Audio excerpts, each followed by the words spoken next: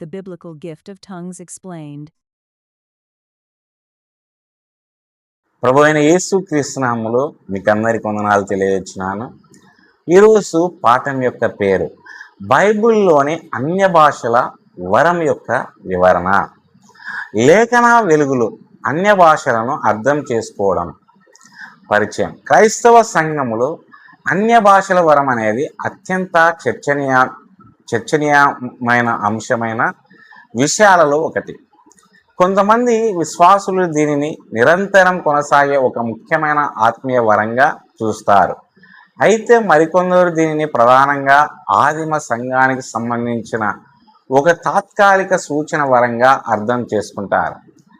ఈ భిన్నమైన అభిప్రాయాల కారణంగా బైబిల్ ఆధారాలను జాగ్రత్తగా పరిశీలించడం మరియు లేఖనం మన అవగాహనను తీర్చిదిద్దేలా అనుమతించడం ముఖ్యం.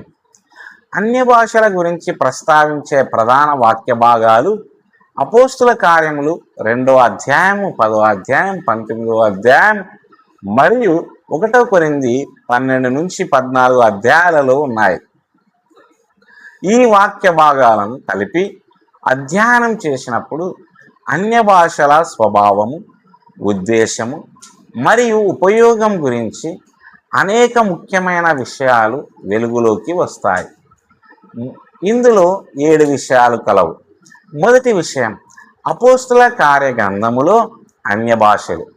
అపోస్తుల కార్యములు 2వ అధ్యాయంలో పెంతెకోస్తు దినాన అన్య భాషలు మొట్టమొదటిసారిగా స్పష్టంగా కనబడతాయి.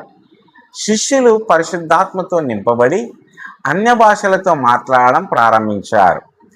అనేక దేశాలకు చెందిన యూదులు వారు తమ సొంత మాతృభాషలలో మాట్లాడడం విన్నారు. పెంతెకోస్తు దినమున అన్య భాషలు అద్భుతమైన మానవ భాషలు. అపోస్తుల కార్యములు 2వ అధ్యాయంలో అర్థమయ్యేలా మాట్లాడడానికి ప్రాధాన్యత ఇవ్వబడింది. ఈ అద్భుతం విభిన్న భాష నేపథ్యాలు గల ప్రజలు తమ సొంత భాషలలో స్వార్థ వినగలిగేలా చేసింది. దీనిని బట్టి బైబిల్లో చెప్పబడిన అన్య భాషలు పరిశుద్ధాత్మ శక్తి ద్వారా అద్భుత రీతిలో మాట్లాడబడిన నిజమైన మానవ భాషలేనని గట్టిగా తెలుస్తోంది. అపోస్తుల కార్యములలోని సంఘటనలు విమోచన చరిత్రలోని ముఖ్యమైన ఘట్టాలలో కూడా చోటు చేసుకున్నాయి. పెంతెకోస్తు దినాన పరిశుద్ధాత్మకు రాకడ, అన్ని జనులను చేర్చుకోవడం మరియు సువార్త కొత్త ప్రాంతాలకు వ్యాపించడం, ఈ విధంగా అన్య భాషలు తొలి సంఘం విస్తరణకు సంబంధించిన సూచనలుగా పనిచేస్తాయి. రెండవ విషయం, సూచన వరములుగా అన్య భాషలు. పౌలు 1 కొరింథీ 14వ అధ్యాయం 22వ వచనంలో ఇలా వ్రాశాడు: అన్య భాషలు విశ్వాసుల కొరకు కాక అవిశ్వాసుల కొరకును ఒక సూచనగా ఉన్నవి. అపోస్తుల కాలములో భాషలకు ఒక ప్రత్యేక ప్రయోజనం ఉండేదని ఈ వాక్యం చూపిస్తుందని చాలామంది అర్థం చేసుకుంటారు. మోషే, ఏలియా మరియు అపోస్తుల పరిచర్యలను అద్భుతాలు ధృవీకరించినట్లే సంఘ స్థాపన సమయంలో దేవుని కార్యాన్ని ప్రామాణీకరించే సూచనలుగా భాషలు పనిచేశాయి. భాషలు అపోస్తుల సూచన వరం. కొత్త నిబంధన అపోస్తుల పరిచర్యతో పాటు అద్భుత సూచనలను పదే పదే ప్రదర్శిస్తుంది. ఎబ్రీ 2వ అధ్యాయం 3 నుంచి 4 వచనాలు దేవుడు సూచక్రియల ద్వారా, అద్భుతాల ద్వారాను అపోస్తుల సందేశానికి సాక్ష్యం ఇచ్చాలని చెబుతుంది.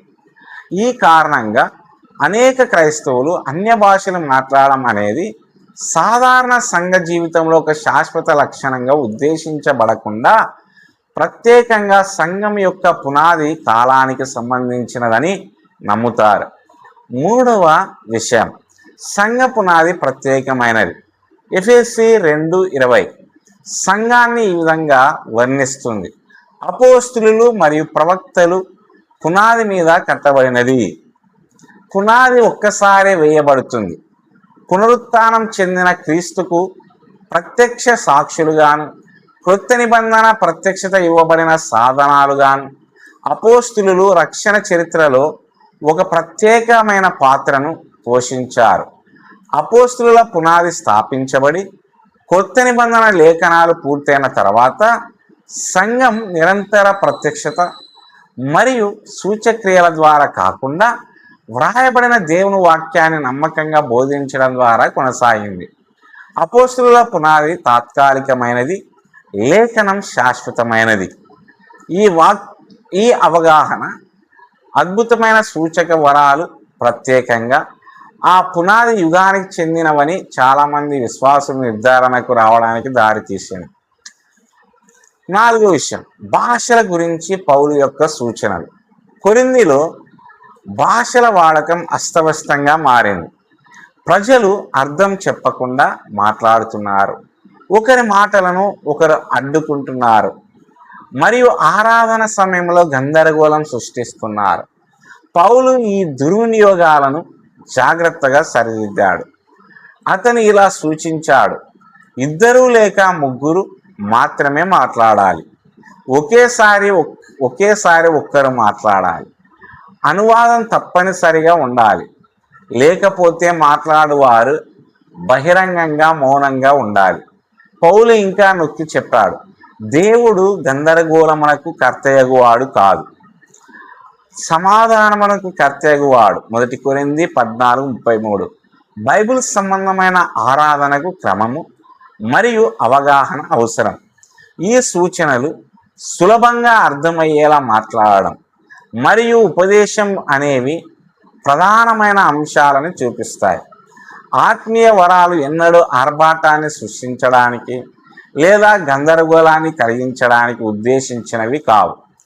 5వ విషయం, ఆధునిక భాషల అభ్యాసాల గురించిన ఆందోళనలు. లేఖనాలలో వర్ణించబడిన భాషలకు మరియు అనేక ఆధునిక అభ్యాసాలకు మధ్య గణనీయమైన తేడాలను చాలామంది క్రైస్తవులు గమనిస్తారు. తరచుగా అనేక ఆందోళనలు వ్యక్తమవుతుంటాయి. ఆధునిక భాషలు తరచుగా గుర్తించదగిన భాషలను పోలి ఉండవు, తరచుగా వాటికి అర్థం చెప్పడం ఉండదు. పౌలు సూచనలు ఇచ్చినప్పటికీ చాలామంది ఏకకాలంలో మాట్లాడుతారు. భావోద్వేగ ఒత్తిడి కొన్నిసార్లు అనుకరణను ప్రోత్సహిస్తుంది మరియు భాషను ఆత్మీయతకు నిదర్శనంగా పరిగణించవచ్చు. ఈ ఆందోళన కారణంగా చాలామంది విశ్వాసులు ఆధునిక భాషలో మాట్లాడడాన్ని జాగ్రత్తగా సమీపిస్తారు మరియు అన్ని అభ్యాసాలను లేఖనాల ద్వారా జాగ్రత్తగా పరీక్షించాలని పడతారు. ఇక్కడ సమస్య పరిశుద్ధాత్మను తిరస్కరించడం కాదు, కానీ ఆత్మీయ అనుభవాలు బైబిల్ అధికారానికి లోబడి ఉండేలా చూసుకోవడమే. 6వ విషయం, ఆత్మీయ వరాలు మరియు ఆత్మీయ పరిపక్వత. కొరింథీయుల సంఘం అనేక వరాలను కలిగి ఉన్నప్పటికీ పౌలు వారిని అపరిపక్వమైన వారుగాను శారీరకమైన వారుగాను వర్ణించాడు. ఇది ఒక ముఖ్యమైన సూత్రాన్ని బోధిస్తుంది. ఆత్మీయ అనుభవాలు వాటంతట అవే ఆత్మీయ పరిపక్వతకు సమానం కావు. పౌలు ఉద్దేశపూర్వకంగా 1 కొరింథీ 13వ అధ్యాయాన్ని ఆత్మీయ వరాలను చర్చించే అధ్యాయాల మధ్య ప్రేమ గురించిన అధ్యాయం. ప్రేమ మరియు పరిశుద్ధత అద్భుత అనుభవాలు. కృత నిబంధన స్థిరంగా వీటిని నొక్కి చెబుతుంది. పరిశుద్ధత, విధేయత, వినయం, ప్రేమ, విశ్వాస్యత మరియు హితబోధ. ఆత్మఫలం ఆత్మీయ ఎదుగుదలకు సాధారణ సాక్ష్యంగా చూపబడుతుంది. 7వ విషయం, పరిశుద్ధాత్మ యొక్క నిరంతర పరిచర్య. పరిశుద్ధాత్మ ఈనాడు సంఘంలో శక్తివంతంగా పనిచేస్తూనే ఉన్నాడు. ఆయన పాపులను ఒప్పింపచేస్తాడు, హృదయాలను పునరుజ్జీవింపచేస్తాడు, లేఖనాలను ప్రకాశింపచేస్తాడు, విశ్వాసులను పరిశుద్ధపరుస్తాడు, పరిశుద్ధమైన జీవితానికి శక్తినిస్తాడు, సంఘాన్ని ఓదారుస్తాడు మరియు క్రీస్తును మహిమపరుస్తాడు. అందువల్ల ఆత్మ యొక్క కార్యాన్ని కేవలం అద్భుత అనుభవాలకు మాత్రమే పరిమితం చేయకూడదు. పరిశుద్ధాత్మ ప్రధానంగా లేఖనాల ద్వారా మరియు పరిశుద్ధీకరణ ద్వారా పనిచేస్తుంది. విశ్వాసపూర్వకమైన బోధన, ప్రార్థన, శిష్యరికం మరియు పరిశుద్ధమైన జీవితం సంఘములో ఆత్మ పరిచర్యకు కేంద్రంగా ఉంటాయి. ముగింపు: బైబిల్ సంబంధమైన భాషల వరం సంఘం యొక్క పునాది యుగంలో పరిశుద్ధాత్మ ద్వారా ఇవ్వబడిన అద్భుతమైన మానవ భాషలుగా లేఖనాలలో కనిపిస్తుంది. ఈ భాషలు సువార్త వ్యాప్తికి మరియు అపోస్తుల పరిచర్యకు సంబంధించిన సూచనలుగా పనిచేశాయి. కొత్త నిబంధన భాషల వాడకాన్ని జాగ్రత్తగా నియంత్రిస్తుంది మరియు కర్మం, వ్యాఖ్యానం, ఉపదేశం మరియు ప్రేమ మరియు పరిశుద్ధతకు స్థిరంగా ప్రాధాన్యత ఇస్తుంది.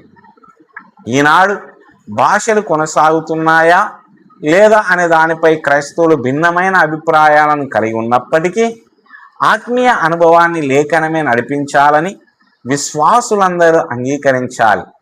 క్రైస్తవ జీవితం యొక్క అంతిమ లక్ష్యం నాటకీయమైన ప్రదర్శనలు కాదు, కానీ విశ్వాసపూర్వకమైన విధేయత, క్రీస్తు వంటి స్వభావం మరియు దేవుని మహిమ. దేవుడు ఈ మాటలను దీవించి ఆశీర్వదించునుగాక. ఆమేన్.